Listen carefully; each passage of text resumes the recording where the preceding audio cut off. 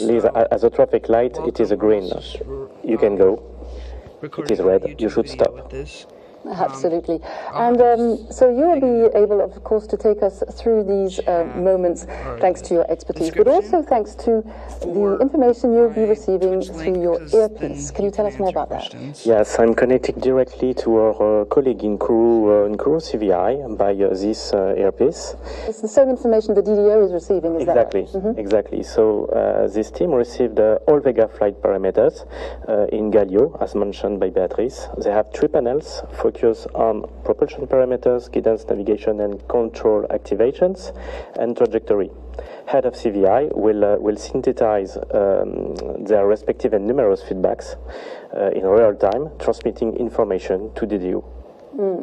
And so this information, that there are many parameters, hundreds of parameters being collected, and of course they can't all be analyzed in real time, so the proper deep analysis will start as of the day after the launch, as far as I understand. Tomorrow.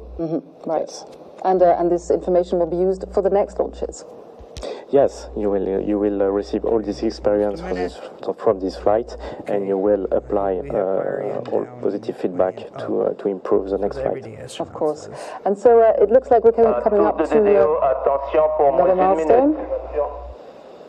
The DDO's voice calling out the 1 minute mark, I believe. 1 minute. Stop à 0-1 minute. So there we go. Yeah, so the flags are green, weather status is good. We are getting closer to the automated sequence, and I'm keeping my finger crossed. Well, we're all crossing our fingers here in Paris. We're going to wish everyone good luck and sit back and enjoy the launch. We'll be back with you shortly. Yeah, they kept the launch footage good. They were worried they wouldn't, and then I'd have to find somebody else to launch. You can see this video is brought to you by Space Google's. À tous de DDO, attention pour le décompte final. My video is from a dream space who makes rockets. 10, 9, 8, 7, Here we go. 6, 5, 4, 4, 3, 2, 1, stop. Okay, the variant is down. So there's the first stage.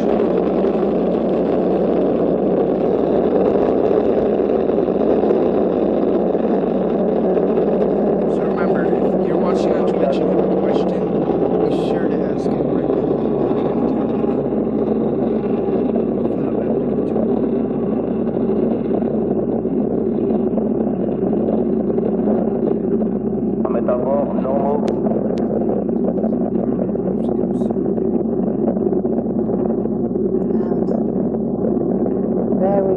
What a sight, Alexandre. We've been working on these Vega launches for years. Yes. How does it feel? You're 15? Very exciting and moving at the same time. So really it's a Vega rebirth. Apart from the first one, you have always been there? Yes, yes, from the second flight. So you can admire the liftoff on the launch acceleration landing of the first stage burn, PAT, with an average thrust of 230 tons for a launcher total mass roughly twice less. This is what gives Vega this particular feeling of acceleration. Very impressive, Beatrice. I mean, you are used to seeing those takeoffs. It's something else, isn't it? I used to see those takeoffs, but always inside the Jupiter, so never outside. So, but it's really very impressive to see anyway in the screen. But it is getting bigger. So, Alexandre, take us through a lot of.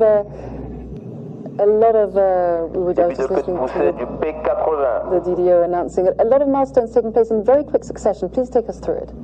Yes, now it's the tail off of the first stage. It's confirmed by the DDO. Okay. Stage separation. Yep, I just saw and now the separation of the first stage is confirmed. So approximately the ignition of the second one, named 023, it is confirmed now. And the information from the launcher, we can still see the sky. It's an amazing sky we have tonight. We're very, very lucky. The information from our launch is being picked up by the first ground station along its path, as we were saying earlier, Beatrice, the station of Galileo in Kourou. In mission control, of course, everyone is following what is happening very, very closely. And you can follow on your screen here to the right. You can follow the altitude, distance, and speed of our launcher, its trajectory on that yellow line to the right of your screen. So everything nominal, as they're telling us in mission control. Why did she have that pause? Oops, past the Kármán line and you're in space. Good job.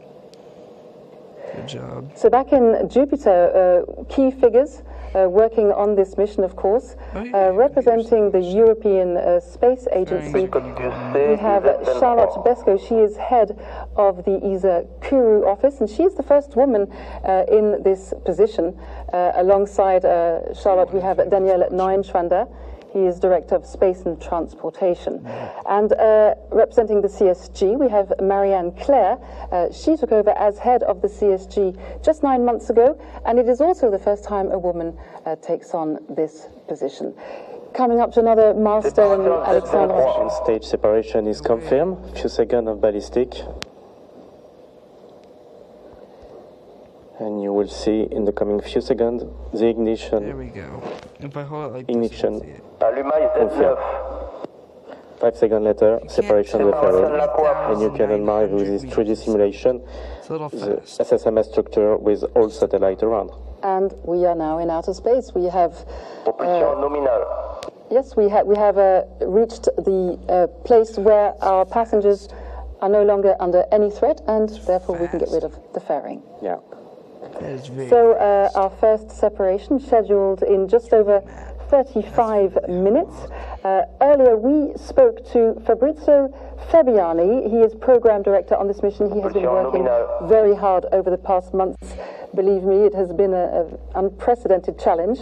This is what he had to tell us. Show us the rocket. On this mission, we have 7 microsats on the upper part of the SSMS carrying structure and 46 nanosatellite hosted an in-orbit demonstration satellite with the goal to improve education, research, industrial spin-off and international cooperation. The project is led by Polytechnical University of Madrid. The fourth is GRGSat C1, the first commercial satellite for GRGSat Inc. of Montreal, developed by SFL on NEMO platform, whose mission is to measure greenhouse gases emissions. After that, on the main deck, we have Isail satellite with the goal to improve education, research, industrial spin-off and is this it? To measure greenhouse gases emissions. Okay, so after this just sucks sad. Stefan is GRGSat C1, the first commercial satellite for GRGSat Inc. of Montreal, developed by SFL on NEMO platform, whose mission is to measure greenhouse gases emissions. After that, on the main deck, we have Isail, the first commercial satellite developed in partnership with the European Space Agency, involving Desert Earth as mission operator and Lux Space as prime contractor. NewSat 6, an Earth observation satellite built and operated